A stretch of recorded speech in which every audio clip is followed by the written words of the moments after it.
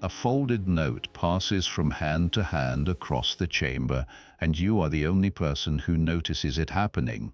That is usually how danger reveals itself first, not through obvious confrontation, but through small, quiet movements everyone else in the room is too distracted to actually see. You are Cato. The Senate is debating the fate of men who conspired to violently overthrow the Roman government, the conspiracy led by Catiline now uncovered, its remaining participants currently under arrest, awaiting whatever judgment the Senate decides to render against them.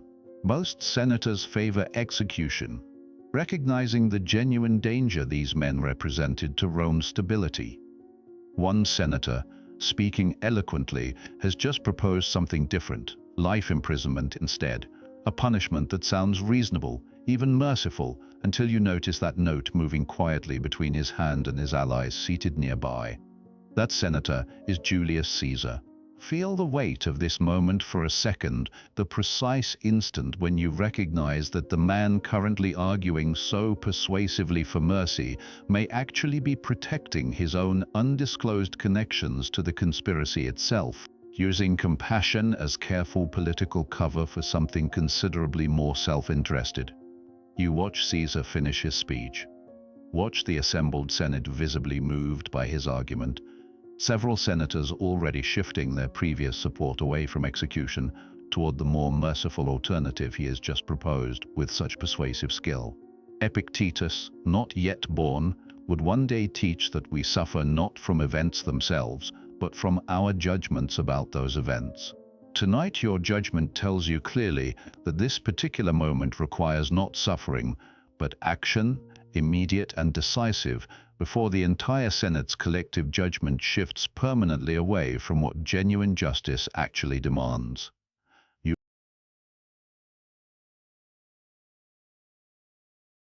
rise to speak. The chamber quiets, every senator present understanding that your reputation for unwavering principle means whatever you say next will carry genuine weight, regardless of how persuasively Caesar has just spoken. You begin carefully, methodically walking the assembled Senate back through the actual evidence of the conspiracy, the genuine danger these men represented, the violence they were prepared to inflict upon Rome's citizens and Rome's government in pursuit of their own ambition. You remind them precisely what mercy toward genuine traitors actually teaches future conspirators, that violent rebellion against Rome carries survivable consequences, that ambition sufficiently bold eventually finds forgiveness rather than genuine justice. You watch Caesar's expression while you speak, his careful composure remaining largely intact, though you notice something shifts slightly behind his eyes, the particular recognition of an opponent who has correctly identified exactly what you are actually doing tonight.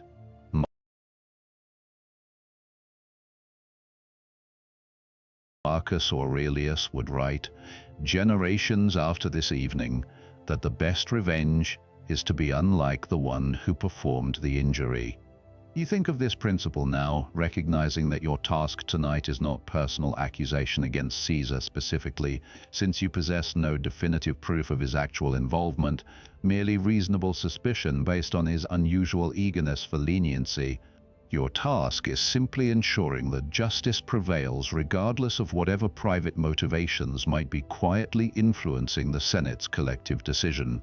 You continue speaking your argument, building methodically, and you notice with quiet satisfaction several senators who had begun shifting towards Caesar's position, now reconsidering their earlier emotional response to his eloquent mercy, gradually yielding back toward the harder, more demanding logic of genuine justice. This is not magic, you understand clearly.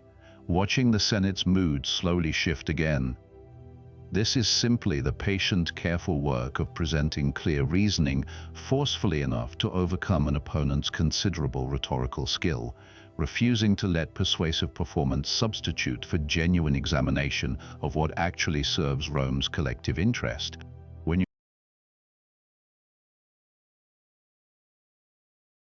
finish speaking, the chamber remains quiet for a long moment before the actual vote begins, and you already sense, watching the assembled senators' expressions, that your argument has succeeded.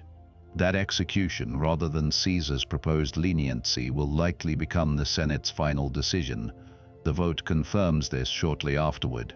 Caesar approaches you privately, following the session's conclusion, his expression carefully neutral, betraying neither obvious anger nor outward resentment, though you sense both existing somewhere beneath his practiced composure.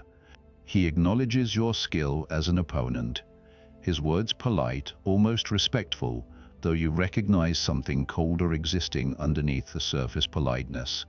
Oh, and then recalculating exactly how dangerous you might eventually become to whatever ambitions he privately holds for his own future political career.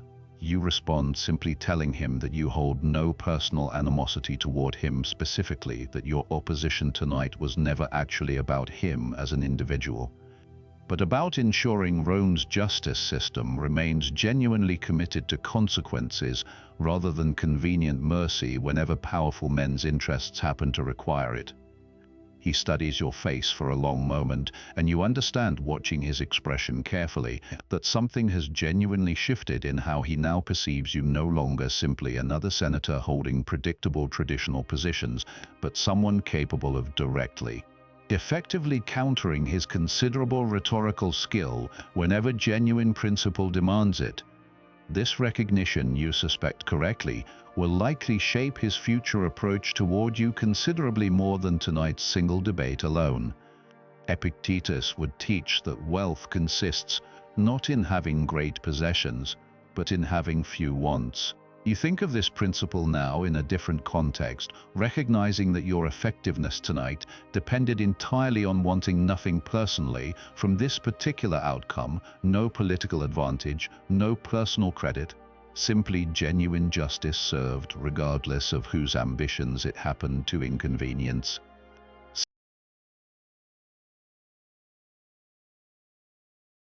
Caesar, you suspect, operates from a fundamentally different foundation, his rhetoric always serving some larger personal ambition, however carefully disguised that ambition happens to be within any particular argument.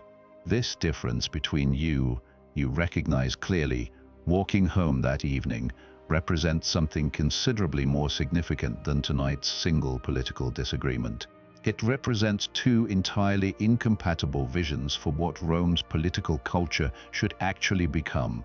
One built on consistent principle regardless of personal cost, the other built on persuasive performance serving whatever ambition currently requires it. You understand, walking home through quiet evening streets, that tonight likely marked the genuine beginning of a much longer conflict between yourself and Caesar, one that extends considerably beyond this single evening's specific debate. You do not yet know exactly how that longer conflict will eventually unfold, whether years from now Caesar's ambition will grow large enough to threaten the Republic's entire traditional structure, whether your own continued opposition will eventually cost you everything you currently possess. Tonight, you simply know that you successfully prevented one particular injustice, that genuine consequences will follow genuine treason, rather than convenient mercy serving someone's undisclosed personal interests. You think of every future confrontation this evening's events might eventually produce, and you find yourself genuinely unafraid of that uncertain future, understanding clearly that your own conduct tonight, consistent, principled, unmoved by either Caesar's rhetorical skill or the genuine political risk involved in directly opposing him, represents exactly the kind of consistency you intend to maintain, regardless of whatever consequences eventually arrive. This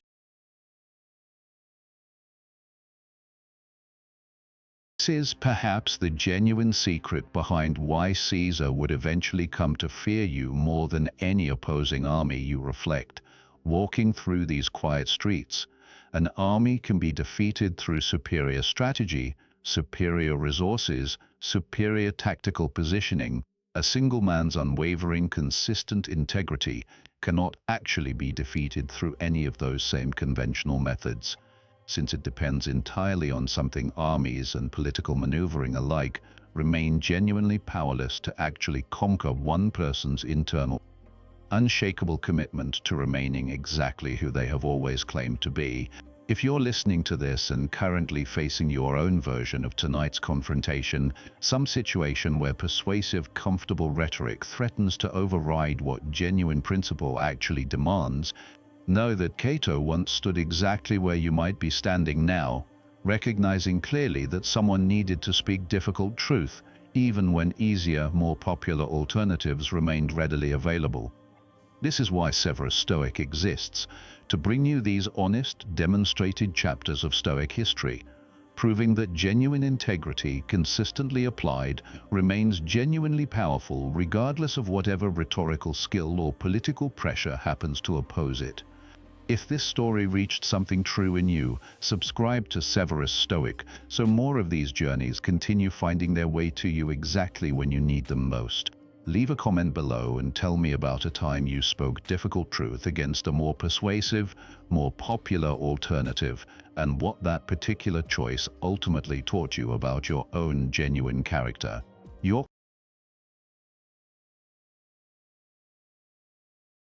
comments help this channel grow, and they help other people recognize they are not alone in choosing difficult honesty over comfortable, persuasive convenience. Cato stood against Caesar's considerable rhetorical skill that evening, armed with nothing except clear reasoning and unwavering principle, and successfully prevailed. Remember this the next time persuasive, comfortable rhetoric threatens to override what genuine principle actually demands from you. You cannot always control how skillfully your opponents argue against you. You can always control whether your own reasoning remains genuinely, consistently true.